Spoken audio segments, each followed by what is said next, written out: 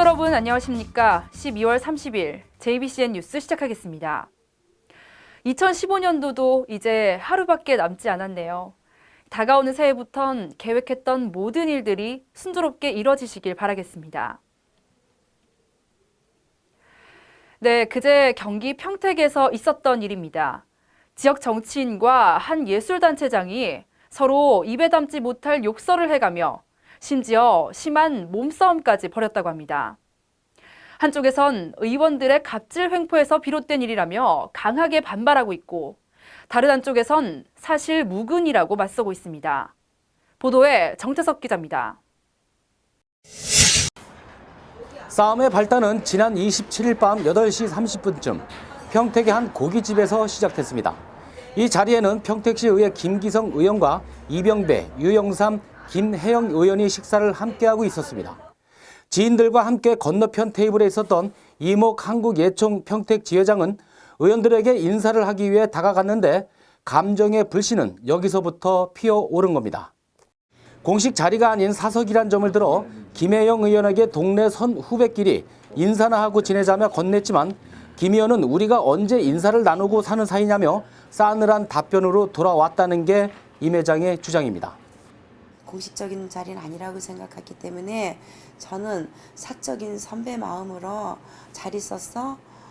왜 언니, 선배 언니 보고도 인사도 안 해? 그랬을 때 김혜영 의원은 완전히 정색을 하고 정말 다른 모습으로 내가 언제부터 우리가 인사를 나누는 사이라고 말을 했길래 제가 굉장히 무안한가 황당한가. 임 회장은 감정을 추스르고 인근 커피숍으로 향한 김 의원에게 대화를 다시 시도했지만 허사였고 싸움은 여기서부터 본격적으로 시작됐습니다. 서로 감정을 못 이기고 심한 욕설과 함께 몸싸움으로까지 이어진 겁니다. 내가 그 사람이 현장에 없던 사람이라 이름을 거론하지 않겠습니다. 누구누구한테 뭐라고 그랬어? 이렇게 말을 했어요.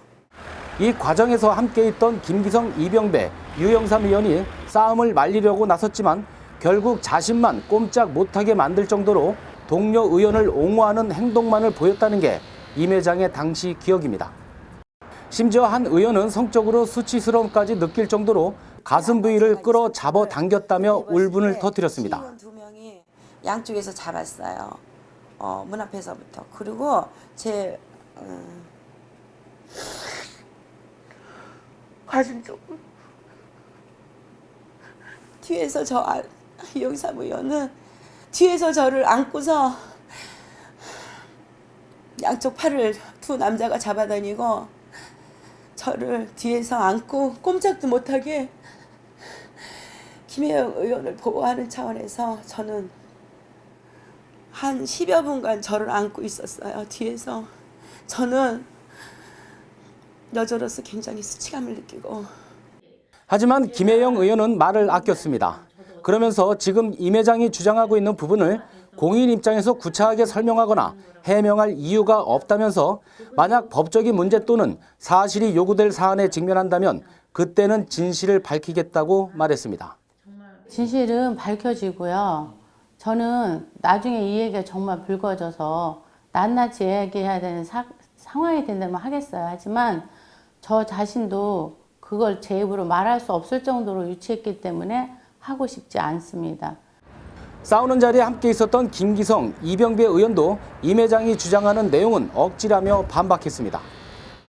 뭘 꼼짝도 못해 걔긴 내가 이제 여러 사람이 있을 때가 아니라 다른 사람들은 저리 가고 나하고 이제 이목회장 둘 있을 때 내가 이제 하지 말라고 말린 거지 무슨 뭘 잘못되는 거야 도대체가.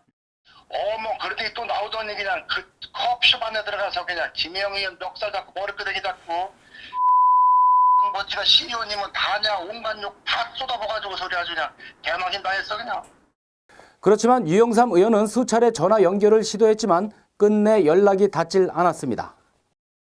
고객께서 전화를 받을 수 없습니다. 잠시 후에 다시 걸어주시기 바랍니다.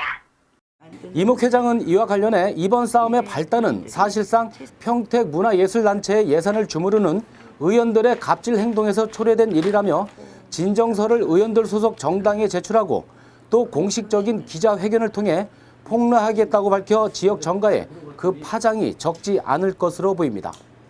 JBCN 뉴스 정태석입니다. 네, 다음은 간추린 뉴스입니다. 경기도가 수원시에 위치한 경기도지사 공관, 굿모닝 하우스를 도민과 모두 공유하는 공간으로 만들겠다고 밝혔습니다. 지난 1967년 이후 약 47년간 22명의 경기도지사가 사용해온 굿모닝 하우스는 지난 19일 리모델링을 마치고 29일 개관식을 가졌습니다. 리모델링을 통해 새롭게 태어난 기존 공관은 호스텔과 전시장, 연회장 등으로 활용되며 새로 증축한 카페동은 대연회장과 소규모 공연을 위한 다목적 공간으로 쓰일 예정입니다.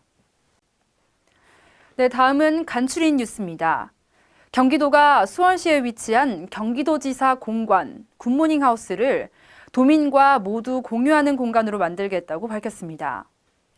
평택지방해양수산청은 기존 모래부두 이전에 따라 원정리 관리부두 재정비 계획을 수립하고 2013년부터 3년간 총 67억 원을 투입해 금년 12월 완공했습니다.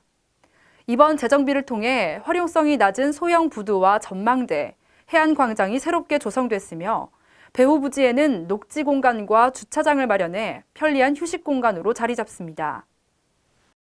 수원시가 메르스 감염 우려에도 불구하고 환자들의 입원 치료를 흔쾌히 동의하고 격려를 아끼지 않은 경기도립 수원병원 인근 주민과 의료진을 올해의 시민으로 선정하고 감사 콘서트를 개최했습니다. 수원시 정자동에서 열린 콘서트에는 수원병원 의료진과 주민, 메르스 극복 환자 등 150여 명이 참석했으며 의료진 대표와 주민 대표, 자원봉사자 대표에게 올해의 시민패가 전달됐습니다. 감사 콘서트는 동영상을 통해 메르스 사태 당시 사투를 벌였던 의료진들과 메르스 환자를 응원하기 위해 거리에 걸린 현수막 등을 회상하며 성숙된 시민의식을 되돌아보는 시간을 가졌습니다. 2015년 한 해 동안 포털 사이트를 통해 가장 많이 검색된 단어를 집계한 결과 메르스와 미세먼지가 1위를 차지했다고 합니다. 그만큼 우리나라의 큰 화제거리였다는 건데요. 이 밖에도 금수저, 헬조선, N포세대, 그리고 역사교과서 국정화와 어린이집 폭행 등과 같은 단어들이 검색됐다고 합니다. 삭막한 현실 속에 밝은 빛을 찾기가 쉽지 않았던 한 해가 저물고 있습니다. 그렇지만 어려운 이웃을 남몰래 돕는 봉사자들과 나보다 남을 먼저 생각하고 실천하는 분들을 떠올리면서 희망찬 2016년을 기대하는 것도 좋겠습니다. 이만 뉴스 마치겠습니다. 고맙습니다.